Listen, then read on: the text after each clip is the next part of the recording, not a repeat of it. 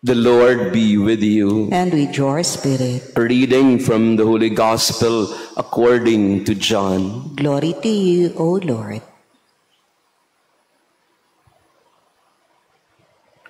The disciples said to Jesus, "Now you are talking plainly and not in any figure of speech. Now we realize that you know everything and that you do not need to have anyone question you. Because of this, we believe that you came from God." Jesus answered them, "Do you believe now? Behold, the hour is coming and has arrived when each of you will be scattered to his own home, and you will leave me alone. But I am not alone, because the Father is with me. I have told you this so that you might have peace in me. In the world you will have trouble, but take courage. I have conquered the world."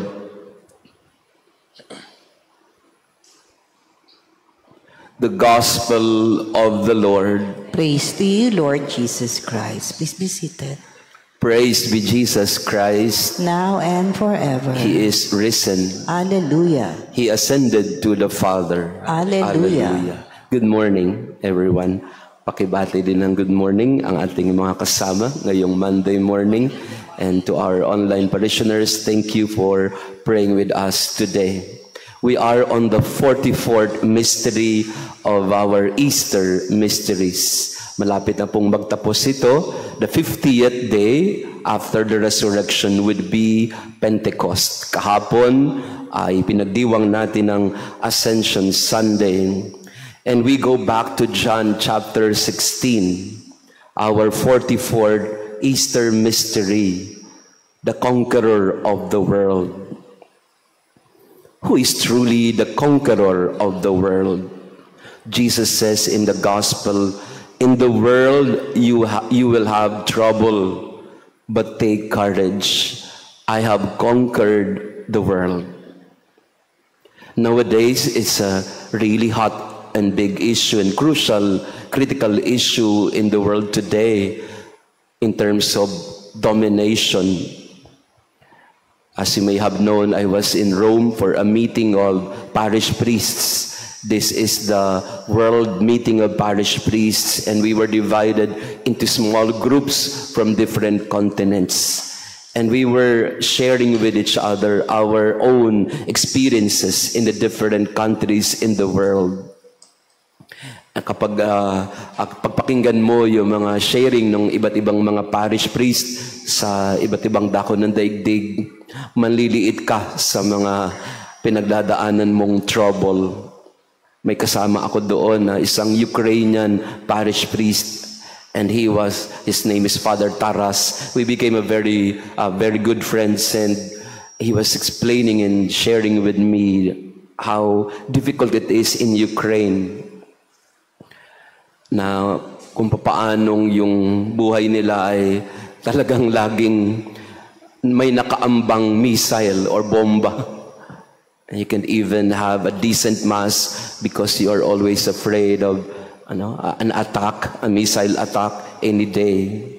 At mas nalulungkot sila kasi ang kaaway nila, ang neighbor nila na Russia, tapos ang nangunguna pa doon sa pag-invade sa kanila ay ang Russian Orthodox Church din. Parang tinatanong niya sa sarili niya, we are supposed to be Christians, but why are we fighting each other? May kasama din akong taga Sri Lanka. Sinasabi naman niya, sa Sri Lanka, sa Colombo, sabi niya, sa aking parokya, you would not imagine the poverty, unimaginable poverty, economic poverty, earthquakes here and there, and corruption in the government. Habang nagkukwento yung taga Sri Lanka ng corruption, poverty, earthquakes, and calamities, parang sa loob-loob ko, parang Pilipinas lang At mga iba pang kwento ng mga pari sa iba't ibang dako ng day. The world is in trouble. In the international level, There are countries who want to dominate the world, who want to conquer the world. The first world against the third world, the developed countries against developing countries, mga malalaking bansa, maliliit na bansa. Kahit dito sa atin, we also have trouble in terms of infiltration and all that. So in the world scale, there is trouble in the world. In the personal level, perhaps we also have the same experience. There's so much trouble around us. Kaya nga yung mga kabataan, sanay na sila sa trouble. Kaya ang sabi nila, I don't know kung alam niyo yung kanta na yon, trouble is a friend. Sabi ng mga kabataan, trouble is not something that troubles us anymore. Trouble has become a friend because it has become rampant in our life. Trouble is a friend, and yun yung sikat na kanta, no? Hindi nyo alam yan kasi mga senior citizen na kayo, no? But we are troubled. In more ways than one, we are troubled. And in the gospel today, Jesus was also troubled. Because He's predicting what the disciples will do to Him. Sabi ng Panginoon sa kanyang mga alagad, they were again in the context of the Last Supper, the hour is coming and has arrived when each of you will be scattered and you will leave me alone. Ito po yung konteksto ng ating gospel. John 16, Last Supper. Sabi ng Panginoon sa kanyang mga alagad, the hour has come when you will be scattered each to your own home and you will leave me alone. Di ba? Ang sakit nun. Ang sakit nung sinasabi ni Jesus sa kanyang mga alagad. You leave me alone. But I am not alone, Jesus said to them. But I am not alone because the Father is with me. So sige, iwanan niyo ako. Sige. But I will not be alone. Baka magandang ganun din yung ating disposition sa buhay. Sige, iwanan niyo ako. Okay lang, iwanan niyo ako lahat. But I am not alone, and I will not be alone because the Father is with me. Pwede bang sabihin natin sa sarili natin yon? Okay, you leave me. Fine. But I am not alone because the Father is with me. And Jesus again predicts what will happen to the disciples. In the world you will have trouble, but take courage. I have conquered the world. We are not alone in facing the troubles in the world. Today is the feast day, the first of the apparitions of Fatima. May 13, 1917, when the Blessed Mother appeared to the three children of Fatima, Francisco, Jacinta, and Lucia. What was the message of Fatima? Reparation, conversion. Because there was so much trouble in the world, the First World War, and the conversion of Russia, again connected with Russia.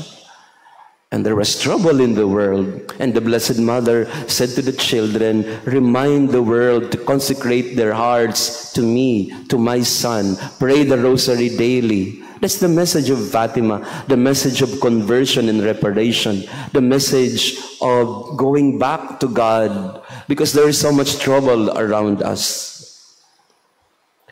Take courage. I have conquered the world, Jesus tells us today. So it would be good to remind ourselves today of this 44th Easter mystery. Who is the conqueror of the world?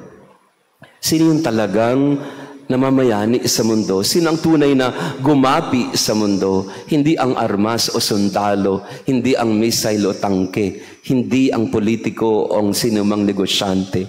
Who is the real conqueror of the world? The Prince of Peace, the Savior, our Lord Jesus Christ. He has conquered the world. He has conquered troubles. So let us be at peace. Let us place our hope in Him, because in Him we find courage and strength. In Him we find a real companion in life who will not abandon us. Natutuwa po ako kagabi na nandito yung mga kabataan natin. No? They were having a conference, a seminar. Ano oras kayo natapos kagabi? Alas 10 na yata. No? So nag-uusap-usap yung mga kabataan. Ano ba pinag-uusapan niya?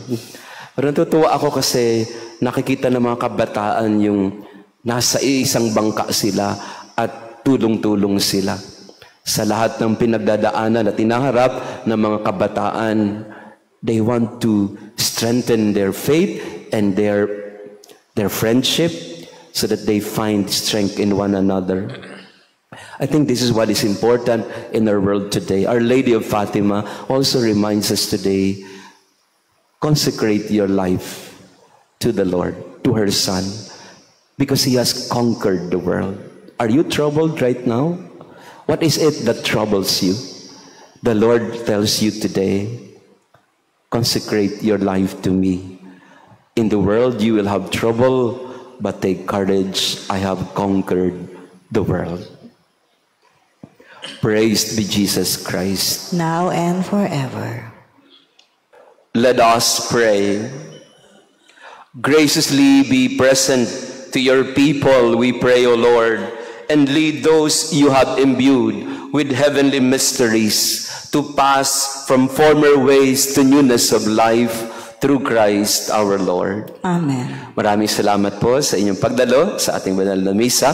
To our online parishioners, thank you also for being with us today. We ask Our Lady of Fatima to guide our families, that in the midst of the troubles of our lives, we may always surrender and trust everything to the Lord, to her Son, Jesus Christ, the real conqueror of the world. As Jesus says in the Gospel again, in the world you will have trouble, but know this, I have conquered the world.